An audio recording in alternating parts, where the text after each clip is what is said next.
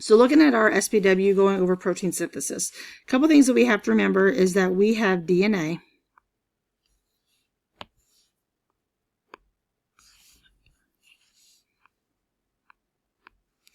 And that DNA has to be turned into a different version because it cannot get out of the nucleus. So it has to be made into what we call as mRNA. That mRNA is a code that is going to make what we have, or what we know as an amino acid.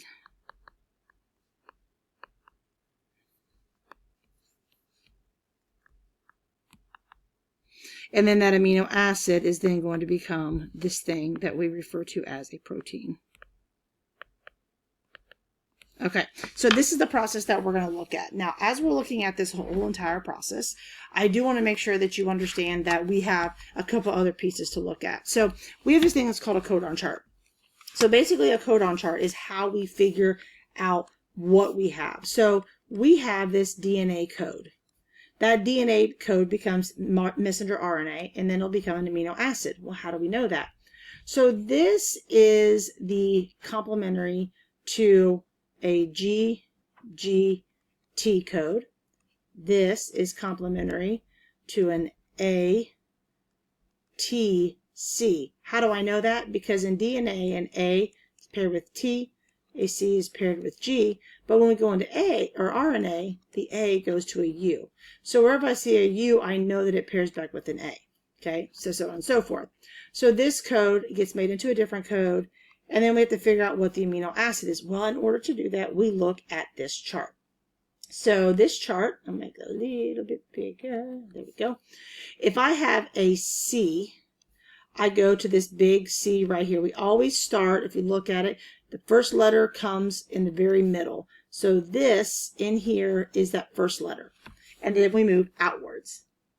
So we would then move outwards and say, okay, the next letter is another C, so that means a C, and the last letter is an A, that means an A. So the code of CCA is going to give me the amino acid with the symbol PRO. This is literally just how the body dissects and decodes that message. So the next message or code is UAG. So we do the same thing. We go U, A, and G. In this case, it is a stop symbol. So this is where the cell would stop reading it, stop building. It's like, oh, stop, we don't have to do it anymore. So for this, I'm just going to go right there, and we're just going to continue on. So I'm looking at this code. Now I have a ACG.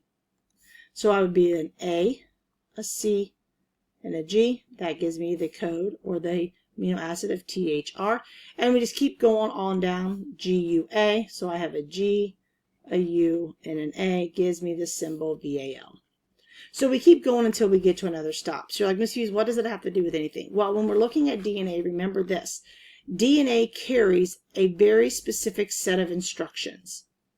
That DNA has the code that's in our body, but it cannot get out.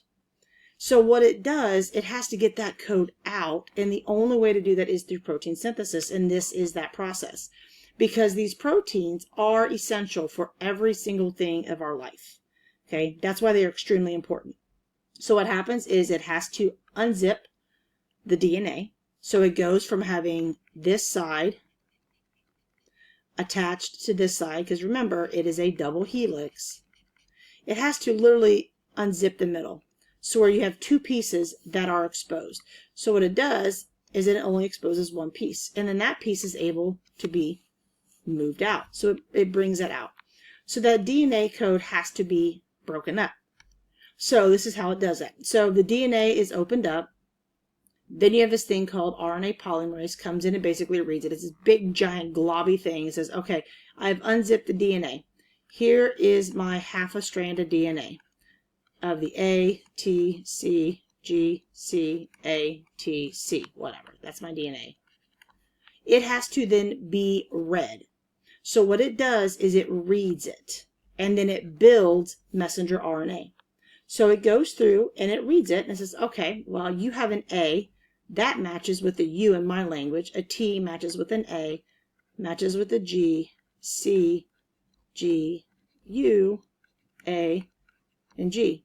And now this is the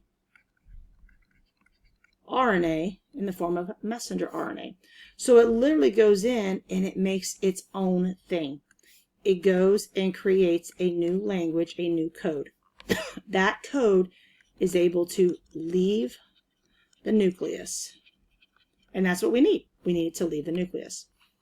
And that's where we get into, that's the transcription part, okay? It's written into a new language. And then translation is where we put it into and we dissect it and we see what it says. So we take the mRNA, it is then read, okay? That code is read, and it reads it in groups of 3. It's supposed to be of, not af. Typo misuse. It reads it in groups of 3. So read in, we'll say groups of 3, which is called a codon.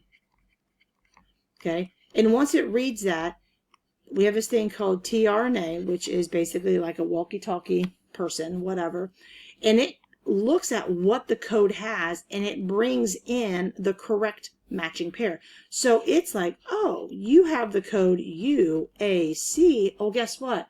I'm going to bring in the matching pair, and that brings in an amino acid. So when we look at the whole idea of building a necklace, okay, a candy necklace, mind you, your DNA has, it's the instructions. I can't put on, okay, there we go. It's in, but we need to take those word instructions and put into a different language. We're going to say those are going to be picture instructions. Because if you're like me, I need picture instructions, okay? Then I take that picture instructions and then I build whatever it is. That's the amino acid. That's when we actually build using those picture instructions. And then we get our final product. Whoops, I don't know why I said product, because I said product, which is going to be our protein. That is our finished work. Or in this case, a protein does a certain function. So that's the thing about it, is that when we look at these proteins, the shape determines the function. Just like a key is specifically shaped to fit into a lock. So if we look at our SBW, that's basically all we have, or all we're looking at is, okay, what is this process? How do we get there? And then what in the world's going on? So the first thing is, talks about protein synthesis. Why is it important? Okay. Second thing, we need to talk about how does DNA turn into RNA and then turn into a protein. And then the third is look at what's happening in transcription and translation. So let's go ahead and look at this. I am going to color code it just so that way it makes it a little bit easier. Okay, so when we're looking at why protein synthesis is so important, the biggest thing we need to understand is that the proteins are like the workers of a cell. They are doing all sorts of jobs. Okay, and if we scroll all the way down to the bottom of the article, it tells us a little bit more about it, because it talks about the process of this making proteins. It's what is used to carry out the essential functions of life. Your body has to have proteins to function.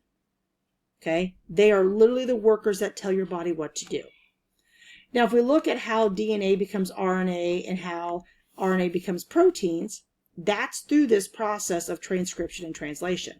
Okay? So you can actually use that all together. Now, if I want to talk about it in a roundabout way, we know that DNA turns into messenger RNA. We just talked about that. Turns into an amino acid. And then that becomes a protein. It does this strictly because of this process of transcription and translation. So with transcription, it takes place in the nucleus, right? It takes DNA, copies it, and it copies it into messenger or mRNA. That literally is a photocopy of the genetic information, and then it is allowed to leave the nucleus and go to the cytoplasm. That's transcription all by itself. Translation is that next step. What it does is it is in the cytoplasm, so literally it goes from the nucleus into the cytoplasm. But what happens is the ribosome will then read that mRNA code. Remember, up here's that mRNA code. And then it uses that code to assemble amino acids in the correct order. How does it do that? Your tRNA looks at the code, and then it brings in the correct amino acid. It starts to link them together, and then what happens is it forms a long chain called a polypeptide. So literally, that's all this process is about. Okay, your DNA turns into messenger RNA. That RNA becomes an amino acid. That amino acid becomes a protein, which that is a polypeptide chain, is a protein. And that's it. Okay, now as far as going and looking at sentence starters, you can use these sentence starters, just talking about how it happens. You do not need to have any quotes or anything along those lines. Okay, if you have any questions, let me know.